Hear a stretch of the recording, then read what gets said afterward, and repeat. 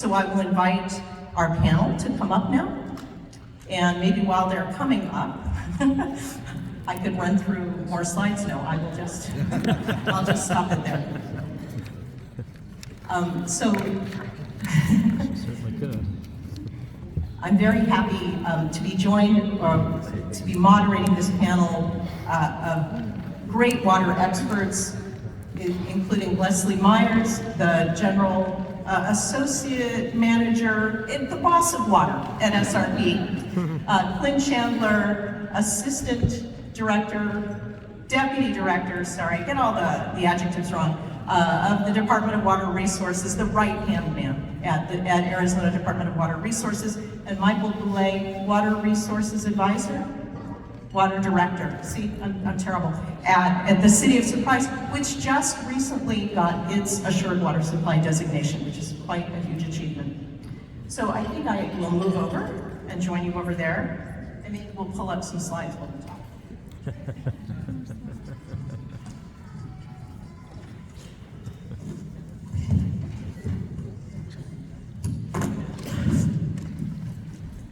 So good morning, nice to be with you all.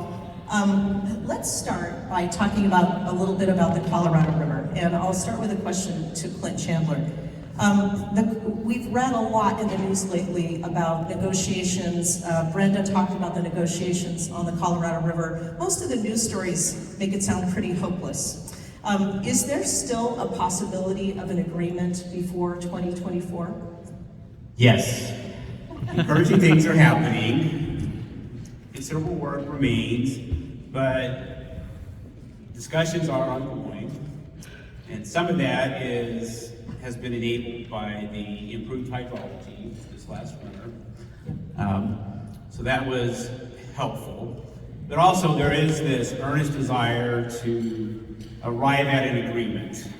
It is so much more preferable to work together. Comedy is better than conflict. I think also the submission of the 6-state proposal, we don't have time to really unpack a lot of that now, in late January, provided some motivation for California to intensify its efforts. But California has been there in these recent discussions, and so they are moving along. Again, there's quite a bit that still remains, but what we've been observing so far has been encouraging, and it would enable us, if we're able to arrive at an agreement for 2024, to pivot to what's next, and that is the renegotiations, some guidelines of the regime after what's called the interim period closes at 2026. Those are going to be monumental discussions, a hard, heavy lift, and it's going to require a lot of work. So if we're able to agree and to move forward with an agreement, with a proposal that hopefully Reclamation would accept, then we can then move on to those post-2026 conversations. Great. Well, that's good news. It's very good news. Yep. Leslie, there's more good news about the SRP system, isn't there? It's not in the same shape. There is good news about the SRP system. We had a great year, and Sarah showed you all a picture of the watershed. So the watershed for the Salt River Project system is all in central Arizona. And when we talk about watersheds, we're talking about the area where water is developed. Our service area, which is all in the valley, is where the water is used. So our watershed is about 13,000 square miles right in central Arizona. Up north on the rim, up to the rim in eastern Arizona, and as you all probably know, we had a great year this year. We had precipitation almost 200% of normal. So we're still getting flows into our reservoir system. It's an excellent year for Salt River Project. We expect inflows of about 1.8 million acre feet. That's a lot of water. Last year we had 270,000 acre feet, so almost 10 times as much. Our system is very variable, and this is a good year for us. And you know, many of us, any of you, have you driven over the Salt River and you see, oh my gosh, it's a flowing river. It's shocking.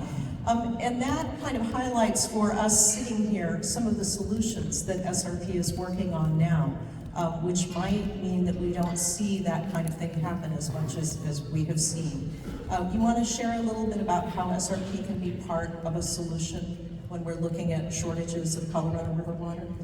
Absolutely. And we've actually been working on these solutions for a number of years. They're really highlighted this year, and we want to take this opportunity to reinforce the need for these solutions.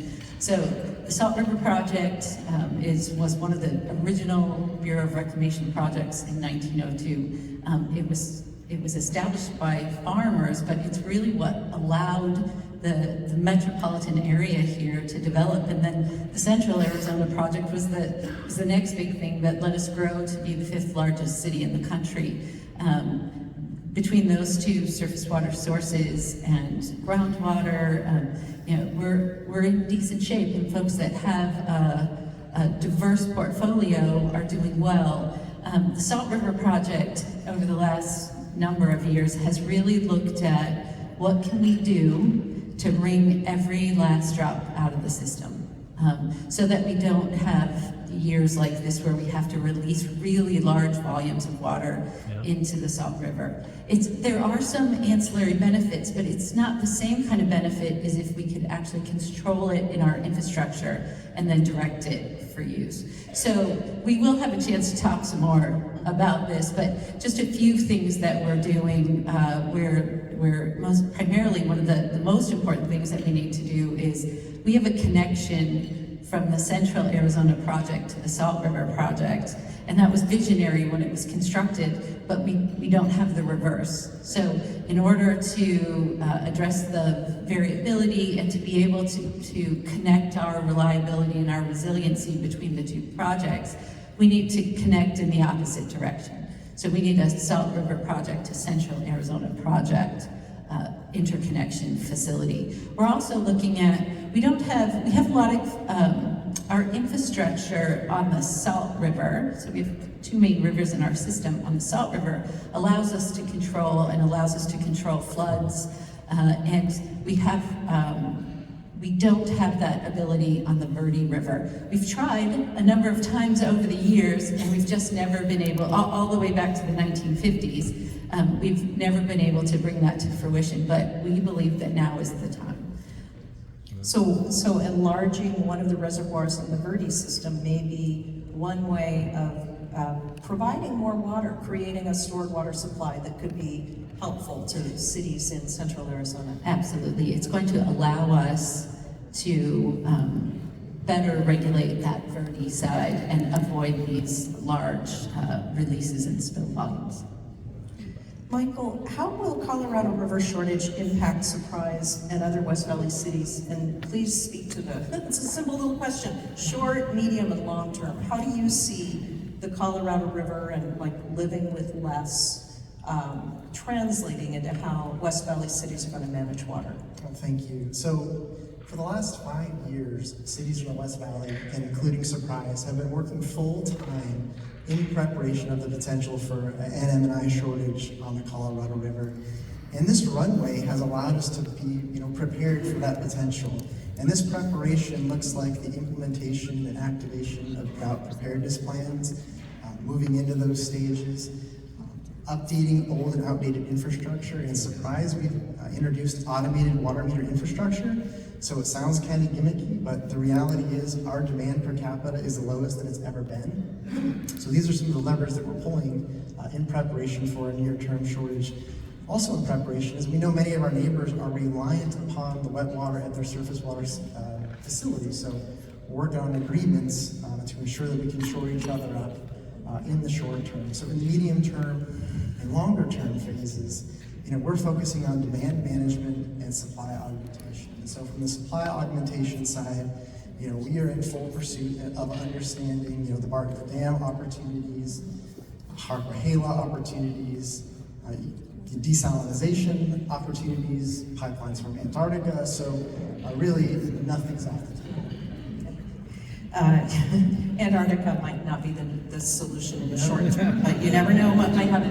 And let's just talk for a minute about reuse. Cities in central Arizona reuse 93% of the water that enters the wastewater treatment system.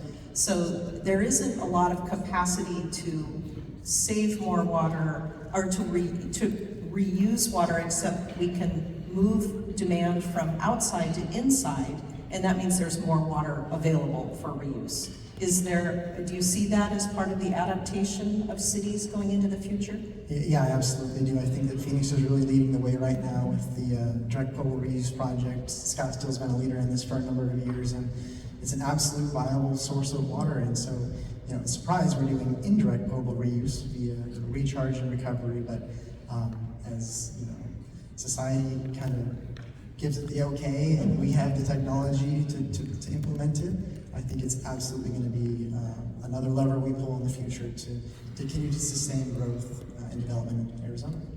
We don't say direct potable reuse anymore, Michael. We say advanced purification. Got it? Advanced purification. And it's already being used in Orange County and San Diego. Those cities are actually ahead of the Phoenix area in terms of their upcycling wastewater and treating it all the way to drinkable. A moment more on the Colorado River. Clint, there's a lot of discussion about the optics of how some water is used in the Phoenix area, outside water. Why does this matter? Why does turf removal particularly matter in the Colorado River discussions? Well, it influences the thinking of our counterparties in negotiations. So if they believe that we're not wisely as possible using our water, then they will use that as a cudgel against us, frankly. So there are perceptions that exist out there, and I think we do a very good job of water management, and we did a good job of impacting some of the implications of the Groundwater Management Act. That was a landmark piece of legislation. It really does commend us, but I don't think we fully receive credit from our neighbors regarding our good water management practices. So sometimes they will insert points of view into the discussion that they believe give them some sort of a benefit in the negotiations. And we've been told that, like the California electeds are enforcing cohesion among their, I don't know if enforcing is the right word, but they are definitely encouraging strongly cohesion among their agencies. And they have that perception that Arizona is a bunch of water guzzlers. And I'm not sure who is telling them that, but that basically helps to drive certain decisions regarding negotiations in California. There's the Upper Basin set of issues. They point the finger collectively at the Lower Basin and say, well, the Lower Basin is over-consuming. They need to get their act together. Don't really bother us all that much comparatively. So those perceptions really do matter significantly, even substantially in the basin conversation. So if as individuals we help by reducing water use, we're actually supporting the negotiations in Indeed. Colorado. And of course, the best reduction that we can do is our outside water, wouldn't you agree, Michael? Because indoor water can be recycled. That's absolutely correct. So that's another takeaway for the day. Michael, I've heard you comment that cities in the greater Phoenix area don't have a unified plan in responding to shortage. Would it be better if they did, and why or why not? Yeah, that's a good question. I think that, first of all, ADWR, CAP, and SRP have done an incredible job, unifying the valley and really fighting the good fight on behalf of all of the residents, within Arizona, and specifically all of the water service providers. And I think the focus has been so much on, understanding what the results of the reductions are going to be. We haven't shifted gears over into understanding, okay, how are we going to respond to a shortage collectively? And I think the importance of being unified in that response is important, mainly from the perspective of the consumer, in an effort not to cause so much confusion. But I still respect the fact that every water provider's portfolio is different, everyone's growth trajectory is different, but again, from the optics perspective of the end user, there may be some foundational or fundamental things that we can unify on. Let's turn to groundwater. We really haven't talked that much about groundwater yet today. Clint, ADWR released a model of the lower Hassayampa Basin that concluded that all of the groundwater was essentially allocated. And so new certificates of assured water supply cannot be based on the groundwater under the subdivision. Likewise, the department issued such a model for the Pinal Basin, Pinal County, and we're expecting a model to be released soon for the Salt River Valley, which most of the Phoenix area is in the Salt River Valley.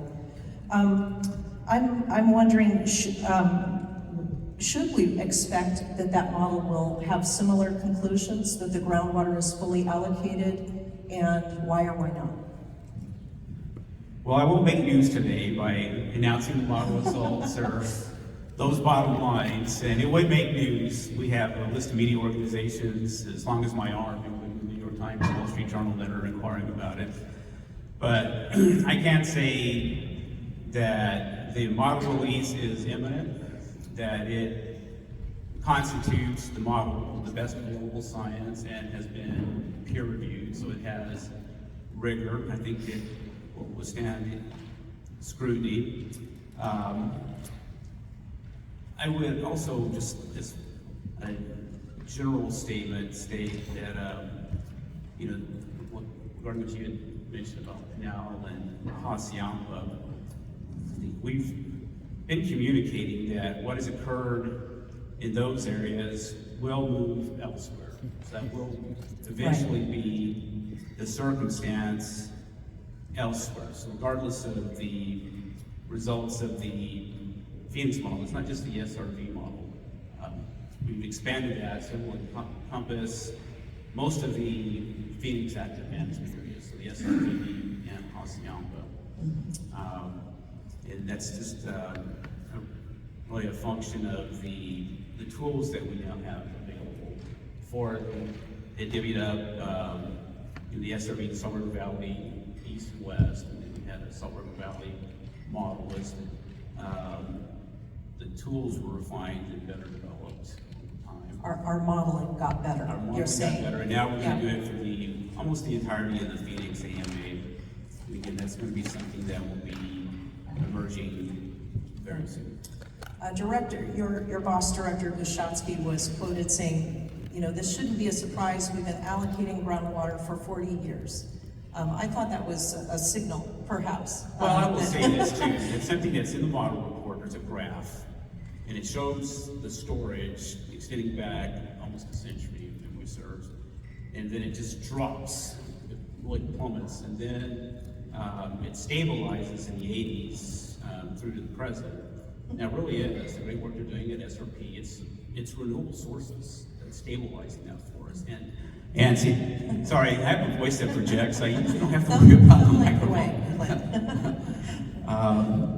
So that really has helped to stabilize our aquifer, the CAP water coming in, the SRP water. But over the span of decades, we were overdrafting substantially. Michael, what would be the impacts for Surprise, or if you want to speak to other West Valley cities, in the event that the Phoenix AMA groundwater model concludes that the groundwater is fully allocated? Sure. So we're going to hold out hope and be extremely optimistic that the model is going to be overly generous. So I think that's where we're going to start from. But in the event that it is more restrictive, I think there's three ways to look at this. So as you mentioned, the City of Surprise has a designation of assured water supply. We can grow into our allocation by a little over 2.5 times. So that will provide us a lot of time to digest and understand, how we're going to accommodate growth, beyond our designation time frame. Additionally, a lot of the developments in Surprise and our northern reaches and other areas of the West Valley, there are developments that are not included within our designation, but those developments have analysis of assured water supply that have essentially reserved that groundwater. So, assuming that the SRV model has reserved those demands, really what that leaves in the near term are developments that either A, weren't contemplated in our designation, or B, don't have their own analysis that we will absorb at some time in the future. So we'll work with those developments on a case-by-case basis to essentially put them through, a certificate or analysis of assured water supply test, and really begin asking the questions, okay, is this where we want to push our chips in on, is to serve these communities that weren't anticipated, or serve these developments that weren't anticipated. It's a great answer. So would additional water help? Yeah, absolutely. So, more water would help, and there will be more discussion about more water. But Leslie, do you want to talk about some of the other solutions that SRP is working on? We talked a little bit about Bartlett. Maybe you want to talk more about that. Well, I don't want to steal Ron's thunder because he is going to talk, but there are a few other things that Salt River Project is working on, and a couple of things are, obviously our project has been around 120 years. It's been working very well, but there's some things that we can do better when we talk about eking every drop out. One of the big projects we've been working on for a number of years is forest health. So primarily our watershed, where our water is developed, is national forest land.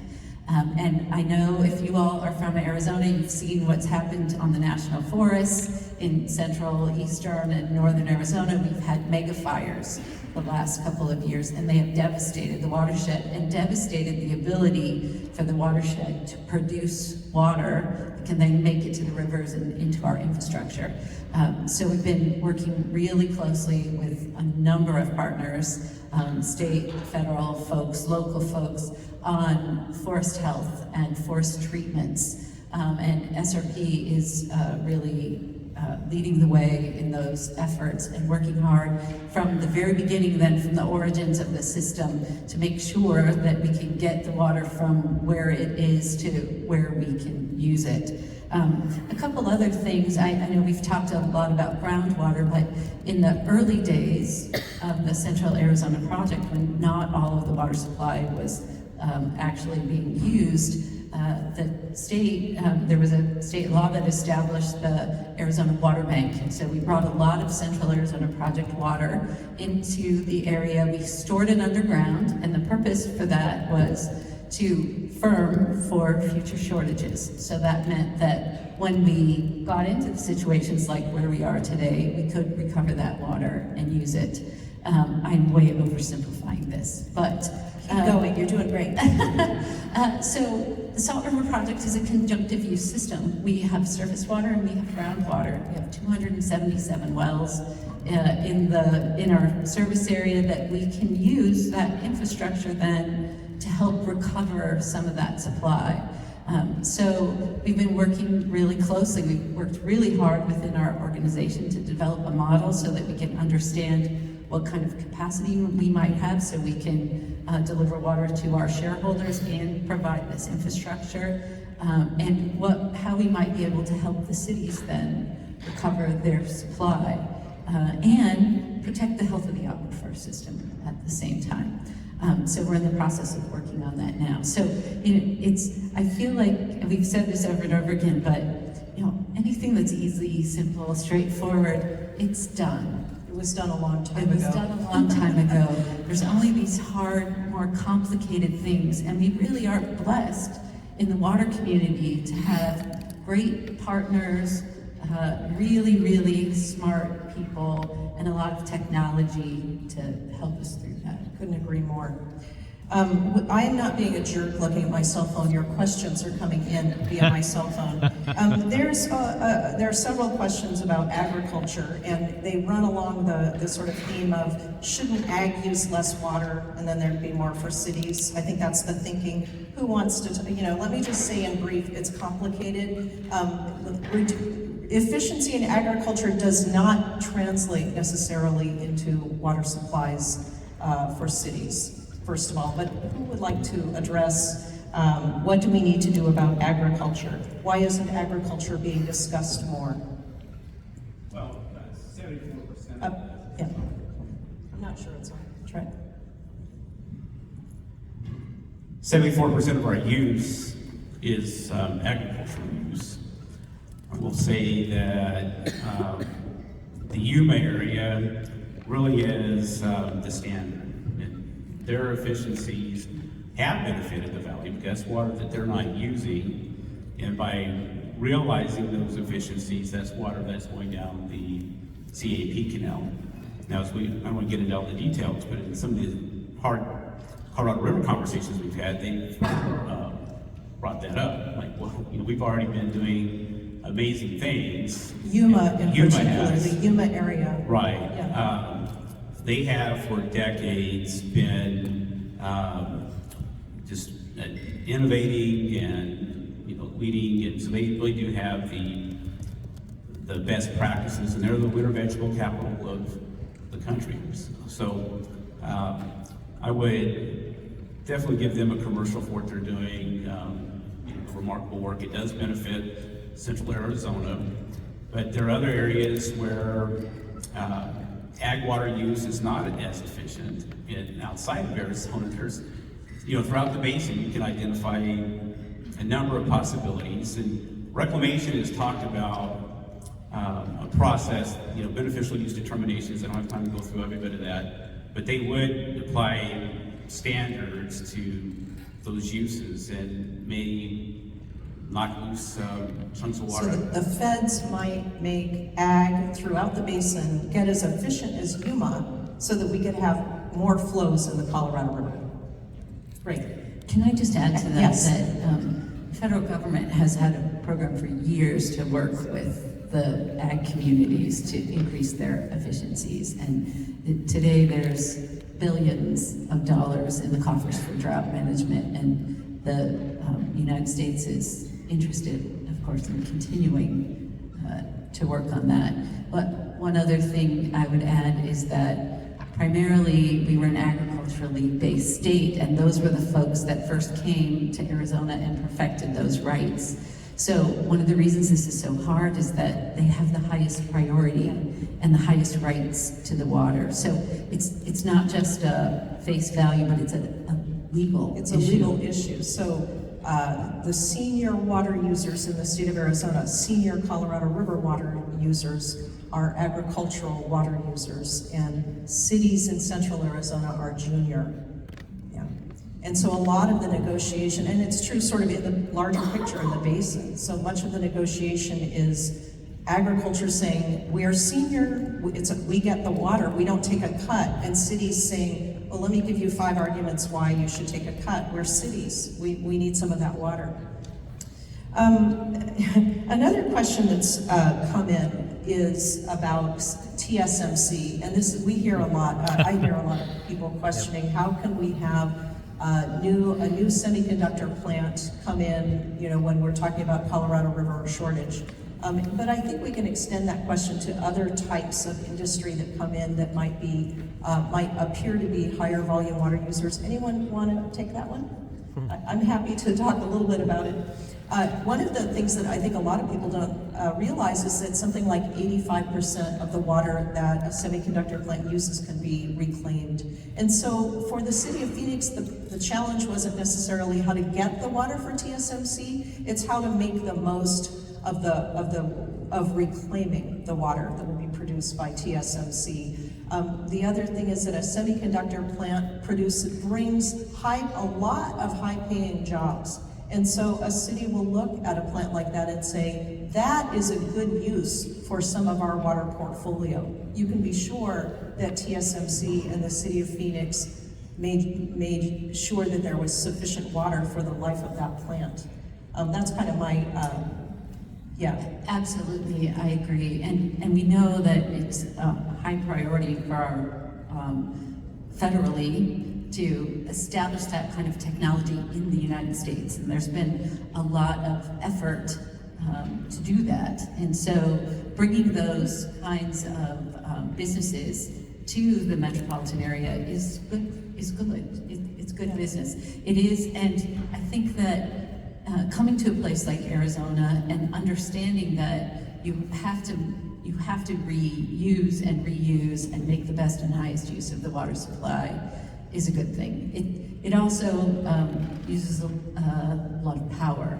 And so both of those, they need to be very well planned, they need to be very well organized, and they need to work with the local folks on how to develop and use those supplies. Yeah. Well, Michael, let me ask you, are cities thinking enough about water in their economic development work as they try to attract new industry? And has it been changing in the last few years as the water discussion has been more prominent? Yeah, absolutely. So I think you heard in Mike Hoover's remarks this morning that, in Surprise specifically, our economic development team is an extension of the water resources team. Because the reality is every city or water provider, has their portfolio, and those are their chips. And once they're pushed in, you're all in. And so, the importance of evaluating, job creation, salaries, community impact, that's all very important.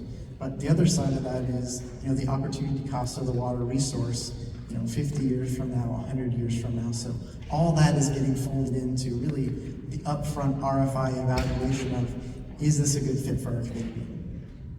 And because Surprise is a designated city, then if you attract an industry and people start saying, well, they're going to use too much water, you can say, no, we have an assured water supply designation. We've already proved that we have 100 years to meet the demand of that industry and everyone else here. That's exactly right. We have to prove to the state that, we've incorporated those planned demands and we can sustain those demands over a 100-year horizon.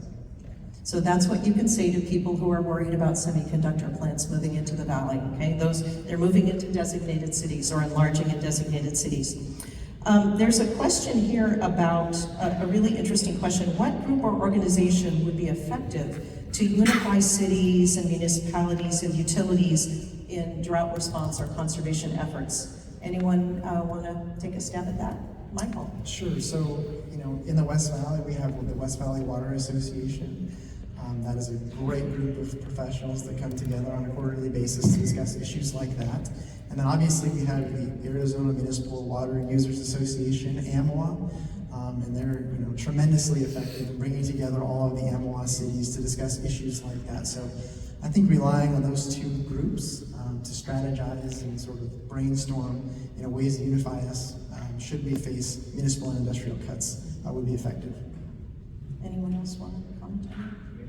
I think so too, and there really is quite a bit of coalescing. The Department of Water Resources, CAP, SRP, they're everywhere. They're at these meetings, part of those conversations all the time. Somebody asked about vertical farming. Has anyone thought about that for water saving? Again, I actually researched this some time ago, and I think the challenge with vertical farming is that it is not yet cost effective to do production, the kind of production agriculture that our agricultural regions do, that our agricultural sector does. So vertical farming is really good if you're in a cold place and you want to grow tomatoes in the winter. It's not so good if what you want to grow is desert durum wheat or all of the lettuce to feed the nation during the winter time. Then you need the horizontal agriculture that we see around Arizona. Let me ask, finally, because we're pretty close to the end, let's talk about adaptation. To my mind, we're at a point where we need to adapt. We need to adapt to not depending on groundwater being available for more growth. We need to adapt to less Colorado River water. So I'd like to hear from each of you, how is the greater Phoenix area, including the West Valley, adapting with respect to water? How will it adapt in the next decade or two? Will urban growth patterns change? How will the regional water portfolio change in the coming decades? And why don't we start with Clint and move this away?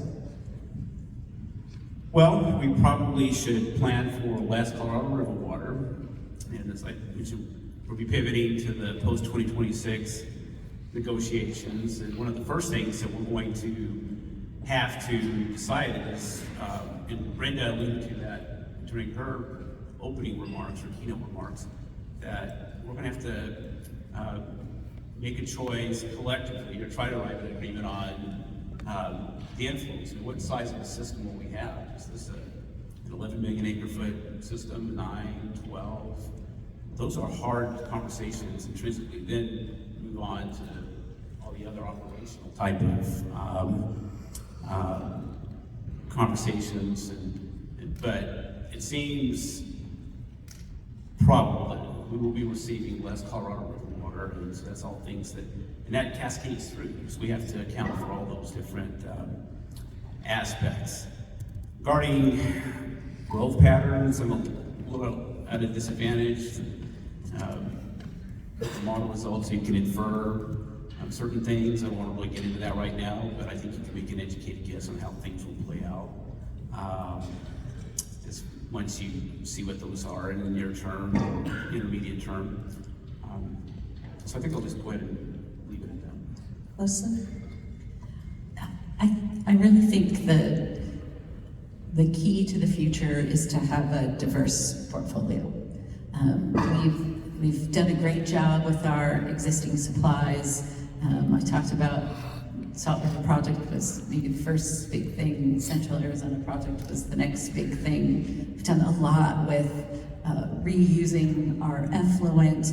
And I'm sure you all have heard in the news that there's more big things out there. And I will say it took many years to develop Salt River Project. It took many years to develop Central Arizona Project. And it'll take us a long time. It'll take us a while to do the next thing. So I don't know if it's a desalination plant outside of the country, within the country, if it's bringing down water from Antarctica or even the Missouri River or the Mississippi River. Those are big things, and as you can imagine, they're very complicated. So in the meantime, before we find something that's reasonable or feasible to do, we need to continue to look at our existing supplies. We need to work together. We need a lot of flexibility between our systems. We need to be able to rely on each other. Clint said we need to develop agreements so that we have some kind of surety about when and if these things happen, how we're going to respond to them, and how we're going to recover from them. We can't control the weather. And we know that. We've watched our climate become more and more and more variable. And water is a climatic condition. It's a thing that comes from that. So the more that we can define our own destiny by, like I said, this flexibility and working together, the better off we'll be. You're optimistic? I'm always optimistic, yes. Michael? Sure. So I think over the next decade or two, what we foresee is a way stronger calibration between the water world and the economic development world, and that's going to mature and come to fruition with organizations and opportunities like this, and really clearly stated community goals and goals that will allow communities and water departments to collectively say no thank you, or that's not a good fit. And I think that the next 10 to 20 years are also going to give us really good insights as to what these new water supply opportunities entail. And so I'm excited to be a part of it. You're also, you sound pretty optimistic too. All right, please join me in thanking our panel.